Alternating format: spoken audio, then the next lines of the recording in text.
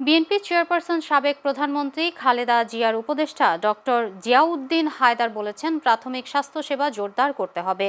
BNP চায় একটি কার্যকর প্রাইমারি হেলথ কেয়ার ব্যবস্থা, যেখানে প্রতিটি নাগরিক বিনামূল্যে এবং সহজভাবে স্বাস্থ্যসেবা পাবে।